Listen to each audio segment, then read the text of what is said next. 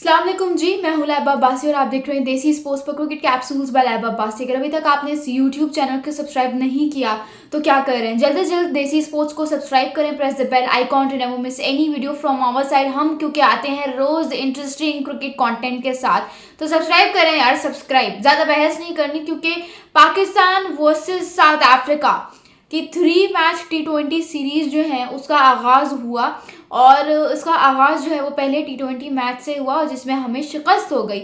हमारी जो है वो फुल स्ट्रेंथ साइड खेल रही थी।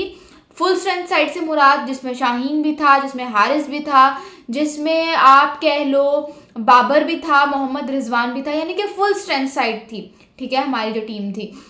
दूसरी तरफ जो साउथ अफ्रीका की टीम थी उन्होंने बच्चे बच्चे भेजे हुए थे, ठीक है, जिनके पास एक्सपीरियंस के नाम पे सिर्फ 2 वो मैचेस थे जो उन्होंने मुश्किल से 40 मैचेस खेले होंगे, वो भी पूरी टीम की बात कर रही हूँ, right, except for David Miller. ठीक है, अब हुआ उसकी वजह ये है कि उनकी test series just got winded up, तो उन्होंने कहा कि हमारे मेन लड़के जो हैं वो रेस्ट करना चाहते हैं, थक गए हैं।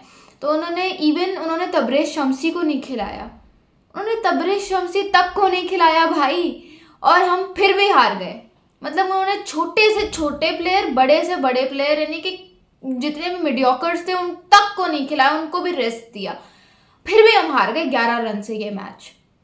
और इसकी वजह क्या है, क्यों हारे, किसकी वजह से हारे, उस सब पे आते हैं। लेकिन मैं यहाँ पे आपको बताती हूँ कि डर्बन जहाँ पे ये मैच खेला जा रहा था वो बैटिंग वाइज इतनी इजी कंडीशंस हैं, इतनी इजी कंडीशंस हैं, 68 मीटर्स की उसकी बाउंड्रीज हैं, ठीक है, वो इतना इजी उसका सारा ग्राउंड सीन है कि आप उधर बैटिंग बड़े आराम से कर सकते हो।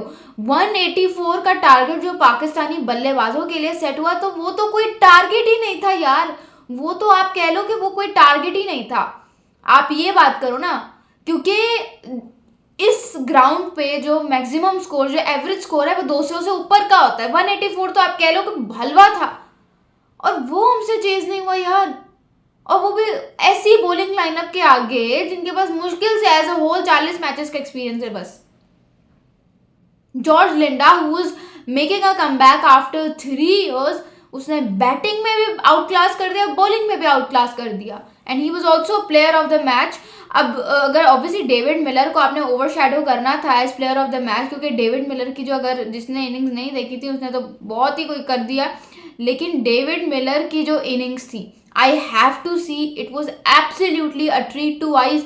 सबसे बड़ी बात होती है पावर हिटिंग नहीं की उसने, मतलब पावर हिटिंग आपको कह रहे, मैं आपको लग रहा होगा मैं पावर हिटिंग की तारीफ कर रही हूँ, it's not always about power hitting. जो उसकी टाइमिंग थी, when the next best score was 15, he came and he killed it like could have not.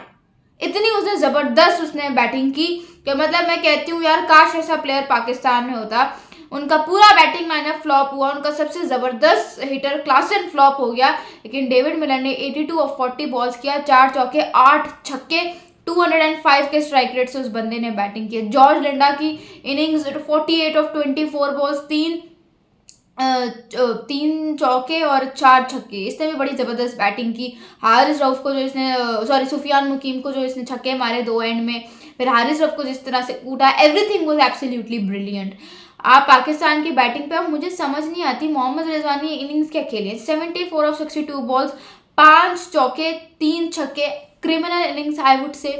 और मैं इसको बिल्कुल भी सपोर्ट नहीं करूँगी क्योंकि मैंने, आपको पता है, हमेशा मैं न्यूट्रल बात करती हूँ। I am not a blind fan of any cricketer, जहाँ पे मुझे जो गलत लगता है मैं उस चीज़ को पॉइंट आउट करती हूँ, और आज भी मैं वही करूँगी। मोहम्मद रिजवान ने क्रिमिनल इनिंग्स खेली हैं यार, मतलब अगर आप 10 से ज़्यादा ओवर्स खेल रहे हो तो it is up to you कि आप किस तरह से मैच फिनिश करके आते हो, और आपने ये क्या इनिंग्स खेली हैं।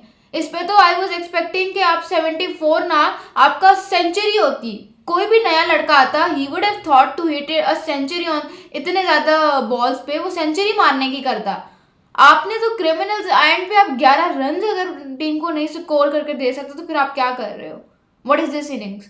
मुझे समझ नहीं आती कि मिसबाह उल हक, जिसको हम आज भी कहते हैं टुक टुक टुक टुक, उस दौर में उसका स्ट्राइक रेट था, आप उस दौर में आज से 20 साल पहले तो नहीं, 14 साल पहले लगा लो, 2010 में उसने रिटायरमेंट ली T20 क्रिकेट से, और तब उसका स्ट्राइक रेट था 124। फिर भी हम उसको उस जमाने में कहते थे टुक टुक। तो आज आप तो 2024 से, when cricket is all about T20 leagues, cricket तो अब बनी T20 लीग्स के बारे में गई है, और ऐसे ज़माने में बाबर आजम का स्ट्राइक रेट 111, मोहम्मद रिजवान का strike rate 115, criminal strike rate. और पाकिस्तान की क्लाउंड्री चेक करो कि इस सब के बावजूद भी 4 साल से आप एक ही ओपनिंग पेयर के साथ स्टिक होके आ रहे हो, despite the fact you know कि यार नहीं, this is not the ideal opening player for Pakistan in T20 internationals.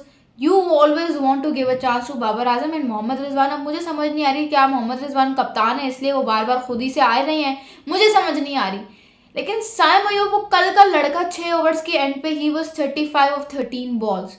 ये होती है T20 cricket. You don't go and you don't long for those 50 के माइलस्टोन्स या सेंचुरी के माइलस्टोन्स, क्योंकि T20 is a shorter format. जितना ज़बरदस्त आप खेलोगे उतनी तारीफ होगी। अब यहाँ पे मोहम्मद रिजवान की इनिंग्स को सब क्रिमिनल कह रहे हैं ना, क्रिमिनल उसकी इनिंग्स को। क्यों? हालांकि उसने 50 से ऊपर स्कोर किए हुए, लेकिन everyone is appreciating Saim Ayub, क्योंकि वो एक लग रहा है कि कुछ कंट्रीब्यूट करके गया है। 13 बॉल्स पे 35 रन स्कोर किए, that is what you need. जल्दी जल्दी आओ, रन स्कोर करो, अगले को बारी दो, या तो दो ही नहीं, अगर आप फिनिश कर सकते हो तो वेल एंड गुड। तो ये होती है इनिंग्स। 6 ओवर्स के एंड पे वो साइम अयूब को देखो, और फिर आप 6 ओवर्स के एंड पे बाबर आजम को देखो 0 ऑफ 4 बॉल्स, और उसको देखो तो मोहम्मद रिजवान को तो 15 ऑफ 19 बॉल्स। ये तरीका नहीं होता, ये बिल्कुल भी ठीक तरीका नहीं है। मतलब आप क्या, आप हम पहला मैच हार गए, हम बाकी के 2 मैचेस चलेंगे, दुख इस बात का है कि यार हम हारे कैसे हैं, हम प्लेट में रख के हार दिए हमने उनको। एक ऐसा बॉलिंग अटैक जिसमें जान ही नहीं है, आप उससे कह रहे हो, सो वेरी बैड। और फिर शाहीन अफरीदी, शुक्र है ही क्लिक्ड 145। हारिस रऊफ की भी पेस ठीक ठाक थी, हाईएस्ट हारिस रऊफ की पेस जारी थी। I like it. बाकी ये है कि ये सीन है, क्या कर सकते हैं। आप लोगों को क्या लगता है कि दूसरा मैच कौन जीतेगा, जो कि फ्राइडे होगा 13 दिसंबर को? मुझे ज़रूर कमेंट्स में बताइएगा। और आप लोगों को क्या लगता है कि क्या ओपनिंग पेयर चेंज होना चाहिए अगले मैच में या नहीं, मुझे कमेंट्स में ज़रूर बताइएगा। Thank you so much. This is lab Abbasi signing off.